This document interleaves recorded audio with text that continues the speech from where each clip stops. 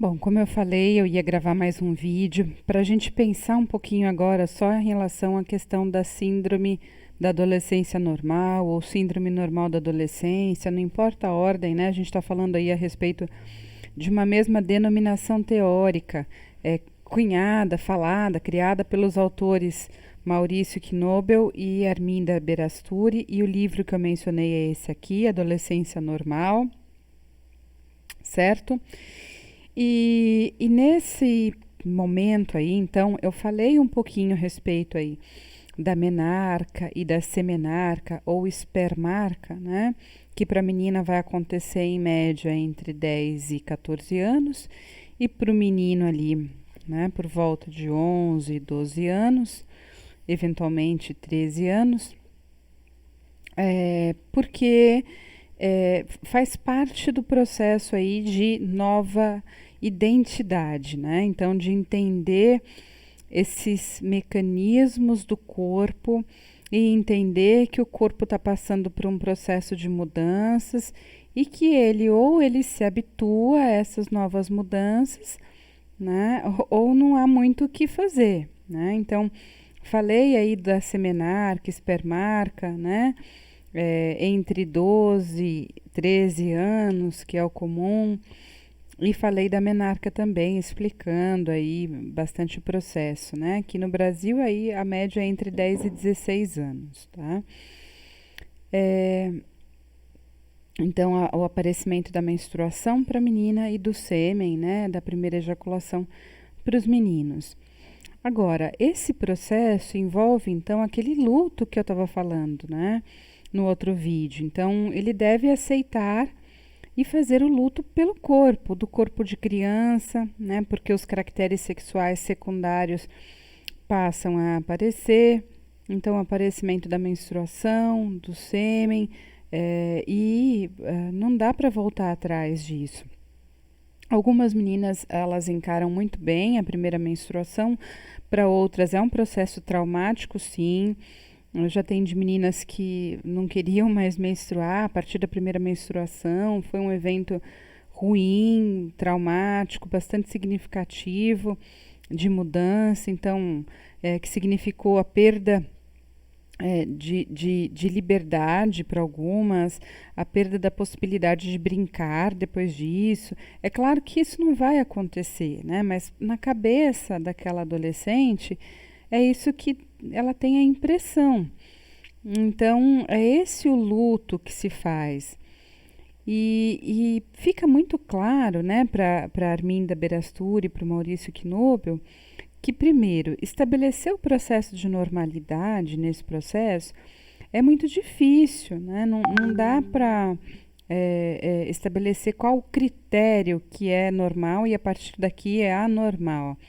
Agora, é preciso que, especialmente nós profissionais, compreendamos que esse processo ele é normalmente, de fato, patológico, né?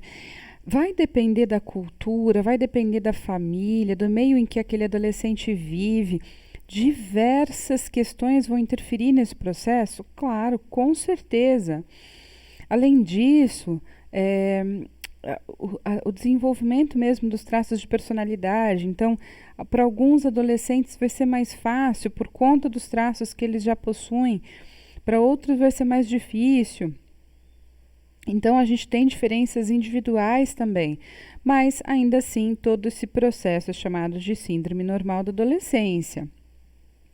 Que para Berassuri e para o Knobel, eles integram crises, né? E eles estabelecem sintomas específicos que integrariam esse processo de crise. Então, ela elenca 10 sintomas. Eu vou falando a respeito de cada um deles, né? Mas é muito interessante depois vocês pensarem, internalizarem isso e questionarem lá depois na nossa conferência, ok? Então, primeiro, a busca de si mesmo e da identidade, que é esse assunto que a gente vem conversando, né? Vem discutindo, vem apontando aqui essa questão da necessidade de passar a se reconhecer novamente. Então, é óbvio que ele tem já que ter feito esse processo na infância, né? Também, para retomar, mas ao mesmo tempo, quando ele chega na adolescência, é quase como um recomeçar desse processo. Então, ele vai ter que elaborar algumas das ansiedades dele, ele vai ter que entender que esse processo vai levá-lo até a maturidade, e muitas vezes ele não se enquadra nem lá na infância, nem na maturidade. Então ele pode, o adolescente, é muito comum que ele use isso a favor e contra ele em diversas situações. Os próprios pais eventualmente usam, né? Quando é válido chamar aquele adolescente de adulto, eles vão chamar. Quando é válido chamar de criança, eles vão chamar também.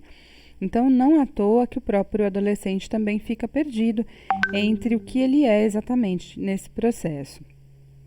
A tendência grupal, né, é uma outra sintomatologia muito comum. Primeiro, ele se sente bem grupalmente. Claro que nem todos os adolescentes vão partilhar, né, vão participar desse processo, mas muitos podem querer, tem uma angústia de ter um grupo, mas não se sentirem envolvidos, né? Eles podem se sentir preteridos por determinados grupos. Então, essa questão da exclusão, ela é algo muito importante nesse momento, né? Nesse processo. E vai levar especialmente à exclusão, vai levar esse adolescente ao sofrimento, com certeza, segregação, né? Caso o grupo segregue esse adolescente, e não é um processo exatamente uniforme, né? Esse fenômeno grupal ele adquire uma importância bastante grande. Vale a gente lembrar que isso tem sido assim já há bastante tempo. Se a gente retomar aquela questão das gerações que eu mencionei, esse é um exemplo de que ele é constante, né, entre as gerações, que o grupo seja algo importante para o adolescente, né? Ele é inclinado a esse processo grupal.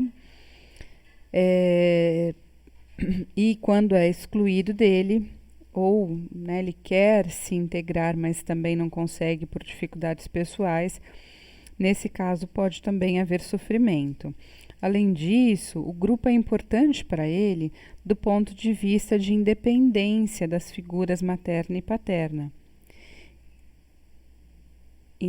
Então, né, é bem importante que ele,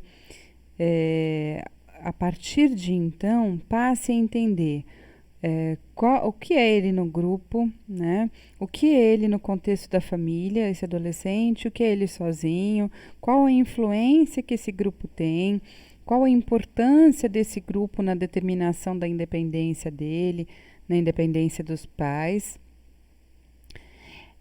O próximo item, o próximo sintoma é a necessidade de intelectualizar e fantasiar.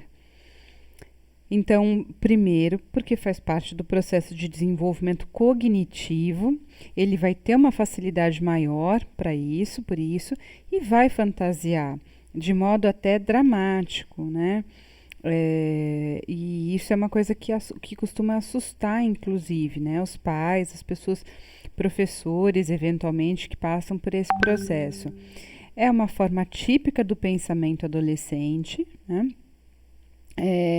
Essa necessidade impõe muitas vezes renunciar ao corpo, ao papel, né, aos pais lá da infância, para começar a pensar por si só, né? Então, ele vai ter que se desprender de alguns conceitos que foram trazidos pelos pais, pela escola, pelo grupo, eventualmente, e passar a produzir a própria cognição, o próprio pensamento. Então, eventualmente, nesse processo, vai haver uma flutuação da identidade também desse adolescente, né? E depois, a necessidade de fantasiar mesmo. A fuga para o mundo interior, para algumas características de pensamento, né? Elas são importantes porque elas permitem uma liberação dessa ansiedade desse adolescente, elas vão permitir